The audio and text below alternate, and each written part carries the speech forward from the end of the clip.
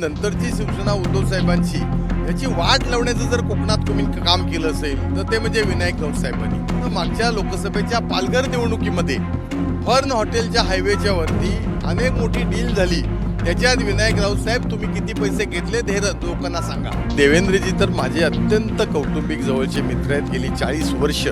ज्या प्रकारे काल विधान परिषद निवडणुकीचा अर्ज मागे घेण्याचा शेवटचा दिवस होता आणि ऐनवेळी ठाकरेंच्या शिवसेनेचे कोकणातील विधान परिषद जागेचे उमेदवार बाळ माने यांनी हा अर्ज मागे घेतला आणि त्यानंतर पक्षाने हकालपट्टी केली. या सगळ्या संदर्भात बोलण्यासाठी आपल्यासोबत माजी आमदार आणि उमेदवार बाळ माने आहेत. थेट कोकणातून मुंबई गाठले आणि मुंबई गाठले ते नितेश राणेंच्या म्हणजे नारायण राणेंच्या बंगल्याच्या समोर आपण हा इंटरव्ह्यू करतोय. ठरलंय? नाही, एक तर विषय असा आहे की काल जी उमेदवारी अर्ज घेण्याची अंतिम तारीख होती त्याच्यानंतर मी बाईट दिलेलंच आहे की मी का या संदर्भातला हा निर्णय घेतला. आणि त्यामुळं एकतर आमच्याकडे नंबर गेम नव्हता, पहिला मुद्दा होता. आणि महाविकास आघाडीतील घटक पक्ष जे आमचे होते त्यांच्यामध्ये सुद्धा एकवाक्यता नसल्यामुळे माझ्याकडे फक्त शिवसेना उद्धव बाळासाहेब ठाकरे पक्षाचे निष्ठावंत 55 मतदार होते. आणि ह्या 55 मतदारांच्या जीवावरती मी ही निवडणूक जिंकू शकत नव्हतो.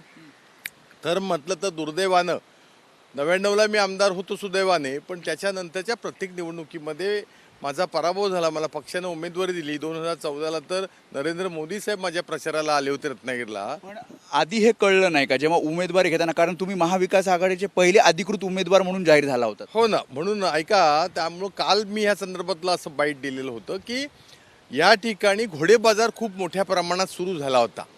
आणि हा घोडेबाजार होता कारण अनेक मतदार हे तीर्थयात्रेला दर्शनाकरता आपल्या घरापासून बाहेर होते.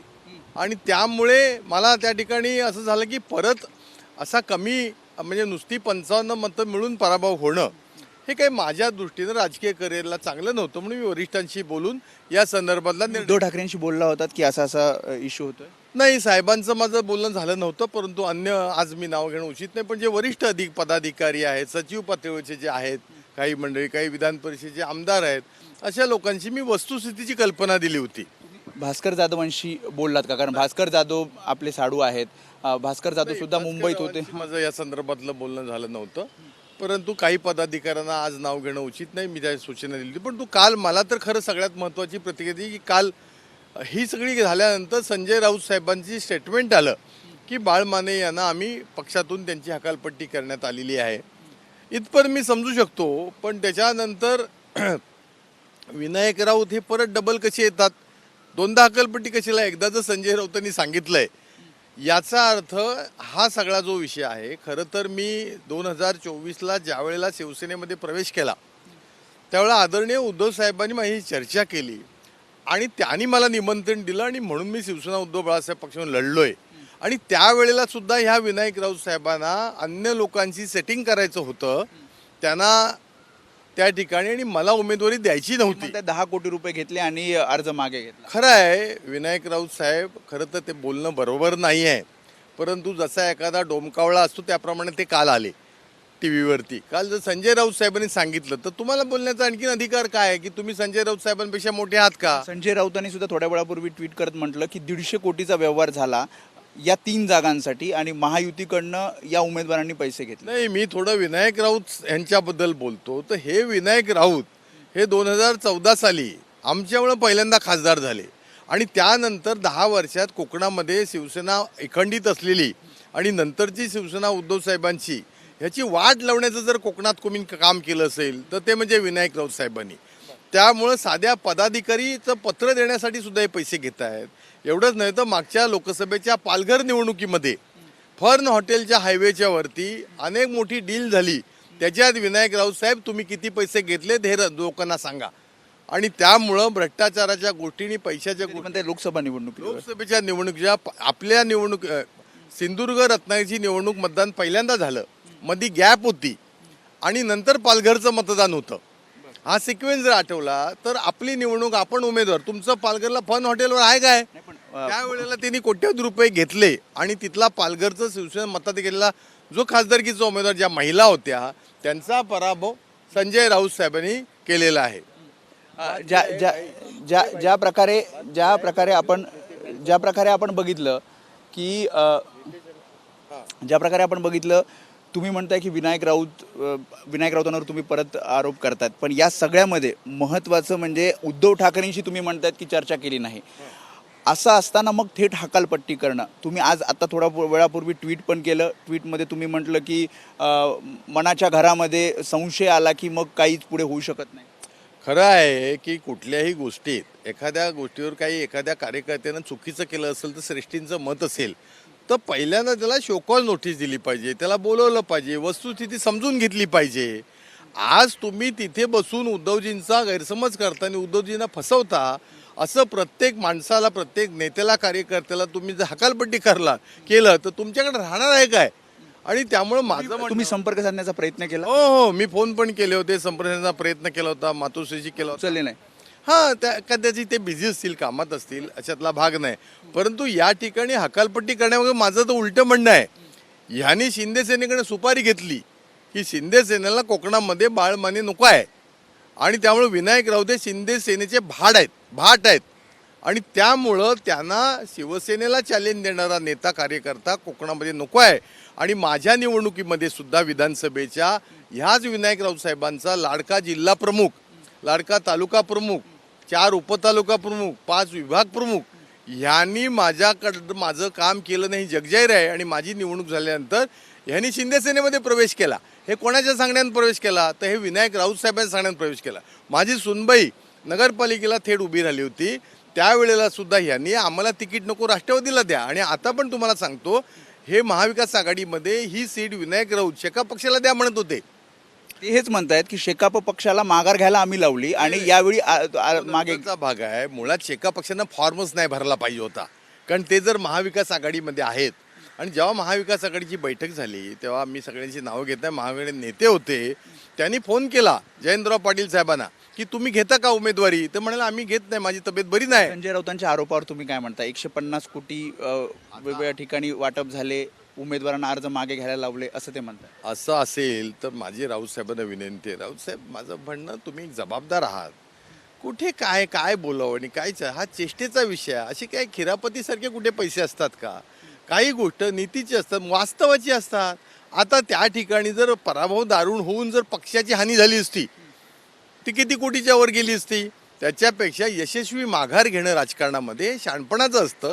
परंतु कधी कधी मला असं वाटतं, हे जे विनायक राऊत आहेत ह्यांनी, काही आमचे कोकणातले नेते आहेत, आमचे पालकमंत्री आहेत, यांची सुपारी घेऊनच ते कायम काम करतात. बरं, आता शेवटचा प्रश्न, आता पुढे बाळ माने भाजपमध्ये जाणार की शिवसेनेमध्ये जाणार? कारण उदय सामंत असं म्हटले की आम्ही त्यांच्या पाठीशी आहोत, म्हणजे ज्यांना कोणची हकालपट्टी केली त्यांच्या. तुम्ही आज नितेश राणेंच्या घराच्या एकदम बाजूला आहात, तर भाजपमध्ये जवळपास म्हणजे तुम्ही स्वग्रही परतताय असं समजायचं? नाही, असं आहे की मी राष्ट्रीय स्वयंसेवक स्वयंसेवक आहे, काल होतो, आज आहे आणि उद्याही राहणार आहे. आणि मी शिवसेनेमध्ये प्रवेश करत असताना उद्धवजींनी पण त्याचं स्वागत केलं होतं की मला चांगले निष्ठावान प्रामाणिक कार्यकर्ते पाहिजेत. मला या ठिकाणी एक सांगावं असं वाटतं की माझा जवळजवळ हा 18 महिन्याचा किंवा 20 महिन्याचा कालावधी हा उद्धव साहेबांबरोबर गेला. उद्धवसाहेब ठाकरे, रश्मिताई ठाकरे, संजय राऊत साहेब, त्याचबरोबर आदित्य साहेब, मिलिंद नार्वेकर साहेब, ह्या साहेबांनी किंवा सगळ्यांनी मला विनायक राऊत सोडून सगळ्यांनी अत्यंत चांगलं प्रेम दिलं, जीवाभावाचं दिलं, ते मी कधी विसरू शकणार नाही. आणि मी काही त्यांच्याशी गद्दारी केलेली नाही. मी 20 महिन्यामध्ये शिवबंधनचा कार्यक्रम, कोकणामध्ये शिवसेना वाढली पाहिजे, बाळासाहेबांचे ते दिवस परत आले पाहिजे, ते काय प्रयत्न केले. आता पुढचा विषय असा आहे, थोडासा वेट अँड वॉच, की ज्या विचारधर्तून मी आलोय. आज आपण योगायोगानं नितेश राणे साहेबांच्या बंगल्याच्या तिथं ह्या जुहूच्या बीचवरती आपण आहोत. तर स्वाभाविकपणानं आता जे कोकणाच्या हितासाठी असेल, कोकणाच्या आंबा उत्पादक शेतकऱ्याच्या हितासाठी असेल, मच्छीमारांच्या हितासाठी असेल, सरकार पक्षात राहून अनेक आपल्या समस्या अडचणी लोकांच्या सुटतात. दोन मार्ग आहेत, शिवसेना, शिंदे शिवसेना. त्यांचेही माझे संबंध एकनाथरावांचे चांगले आहेत आणि देवेंद्रजी तर माझे अत्यंत कौटुंबिक जवळचे मित्र आहेत. गेली 40 वर्ष, 1990 सालापासून ह्या मधला काळ सोडल्यास 20 महिन्याचा. चर्चा झाली कारण तुम्ही थेट मुंबईत आलात?